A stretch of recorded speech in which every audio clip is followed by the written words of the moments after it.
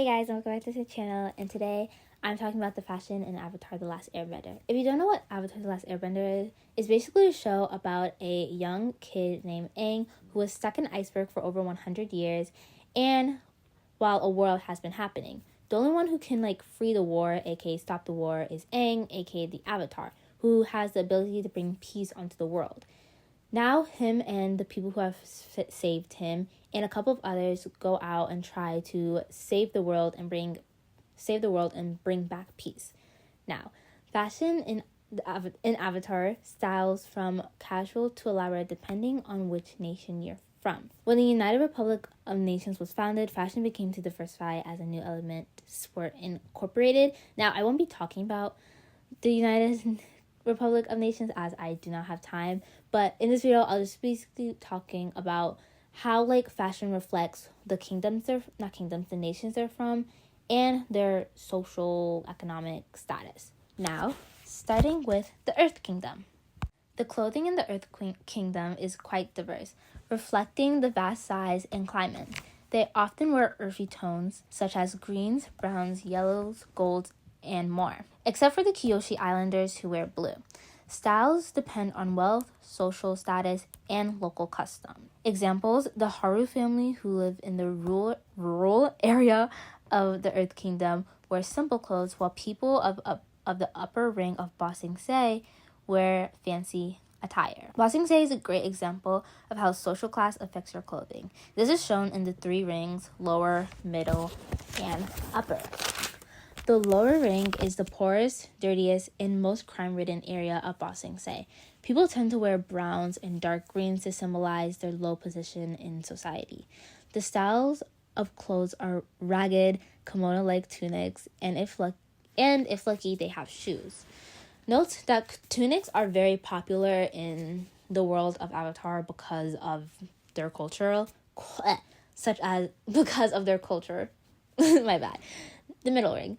Their clothes are more elaborate than the lower ring, but they're not fancy. They wear light shades of green with gold and yellow accents. This is mainly shown in women and wear banner tunics. And in the upper ring is crazy rich and is shown in their elaborate fashion. They wear light shades of green with gold trimming in different patterns and designs. Women wear full-length dresses and men wear heavily embroidered tunics. Accessories are also big in the upper rank since they have more money, and examples of this are big flower headpieces, dark green fans of gold, and correct me if I'm wrong, chartreuse parasols. Sorry if I pronounced that wrong. Anyway, Kyoshi warriors.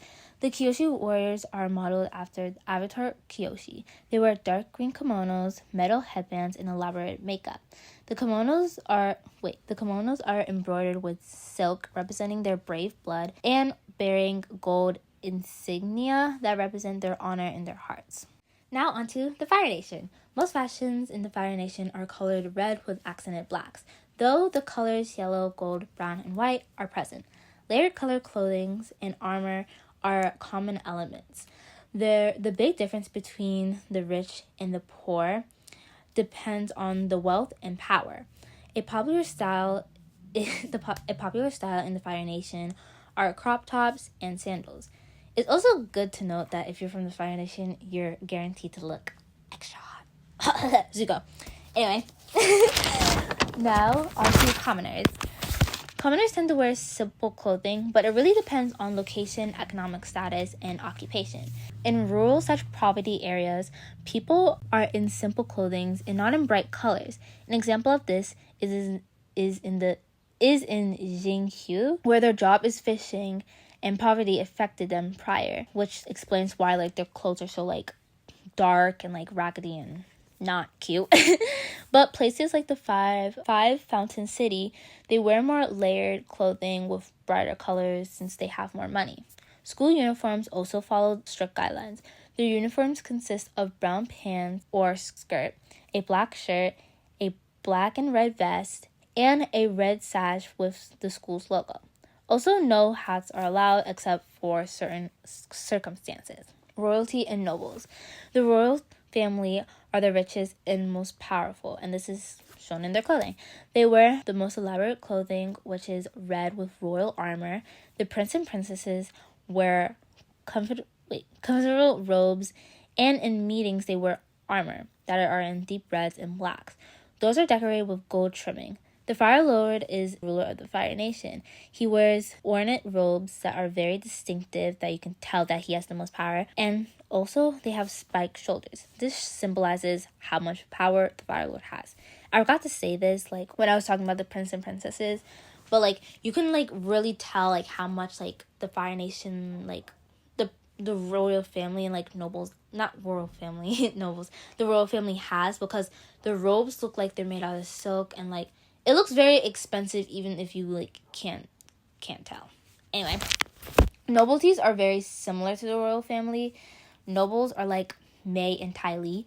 May's clothing is an example since her clothes are May's clothing is an example since her clothes are close to Vietnamese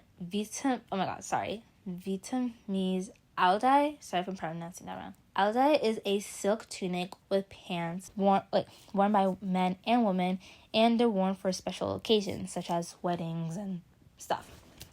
Her version features a loose robe over wide pants for mobility. Ty Lee's clothing are similar to like the typical Fire Nation's clothing. She wears a short skirt similar to an Indian, a short shirt similar to Indian sholi top, and knee-length baggy pants with a split on the side for mobility. The Water Tribe. The Water Tribe is divided into two big tribes, the Southern and Northern. The tribes wears blues, purples, and whites as their color palette. This represents the nation's cultural heritage and practice of waterbending. They are located in the polar areas, so of course they're going to have fur. Outerwear. The Water Tribes are often living in colder areas, so their clothing reflects that. They wear heavy hooded coats and have fur on the inside to keep them warm. The coats often have designs resembling waves or other garments, linking back to their waterbending culture. The coats can be found in an array of styles. Women coats have leather belts and their coats are in a shorter length, while men coats have ties hanging from the collar and their coats are longer. Clothes for kids are more simple and it varies between genders. Gloves are also popular in the tribes because of the cold. There are multiple styles of gloves that are worn in the show. One style is worn by one of the main characters, Katara.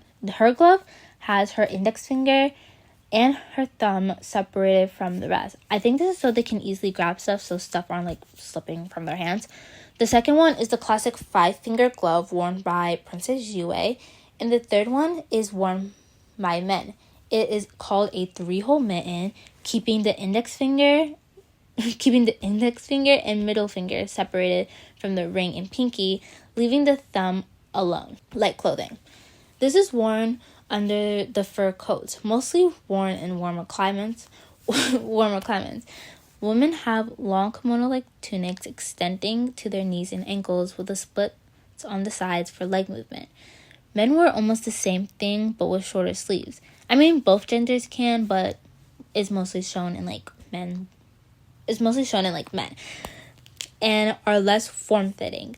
They also have fur trimming on the leggings, and is optional to have it's not optional, and breeches are also popular and is worn by both genders. It can also be worn in various styles. Princess Yue's clothing are shown. Princess Yue is an example of this. Her clothes are shown in a light purple representing royalty, and it's lined with white from the top to the bottom, and has no split size. Like I said before, purple is often worn in the Northern tribe because the tribe is surrounded by Princess Yue's royalty family. Examples of the purple being shown are Melina and Malik in the South Pole. Also, it's good to note that Katara and Yue's dresses also resemble Vietnamese Aldai, just like May's did in the Fire Nation. Air Normans and the Air Nation. The colors worn by the Air Normans were browns, oranges, and saffron yellows, which is the general palette linked to airbending. Air Norman attire was as simple as the lifestyle of the people who wore it. Staples included an assortment of loose apparels such as cloaks, robes, and shawls. Monks sometimes also wore a set of beads depending on their position in the council.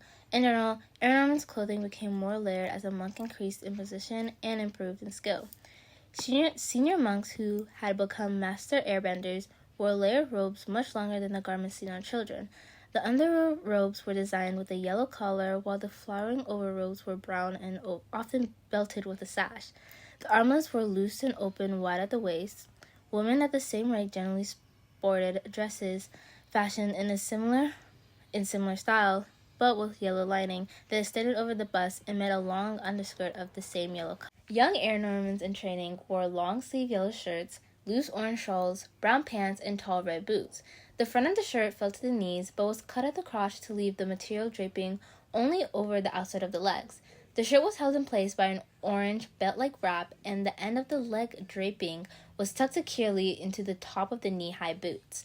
Both the leg draping and the shawls could act as a parachute, catching air as the young airbender fell to his descent. Now focusing more on the Air Nation.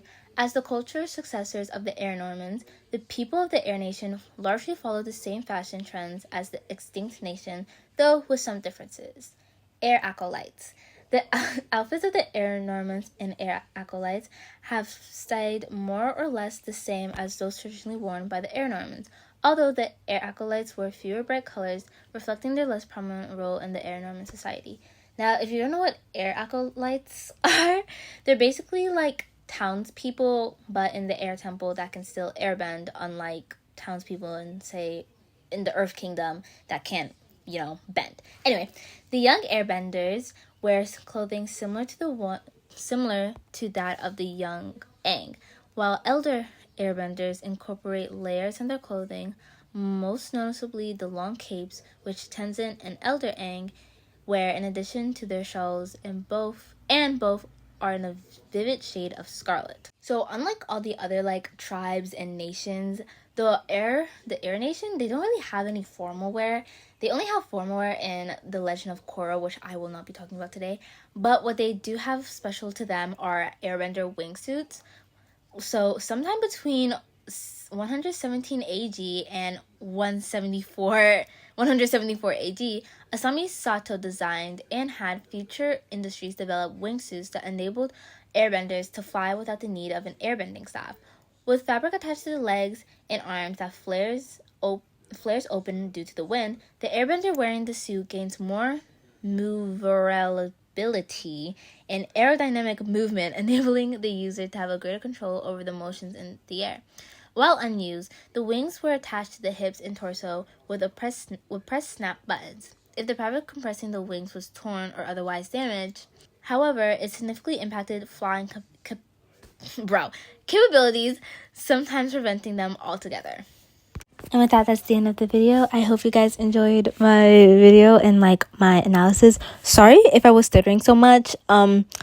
Reading words and speaking is really hard for me, at least. Anyway, I hope you liked it. Make sure to comment and subscribe, and I'll see you later. Bye. Appa ate Momo! Get out of the bison's mouth, Sokka. We have a real problem here. How are you liking this party?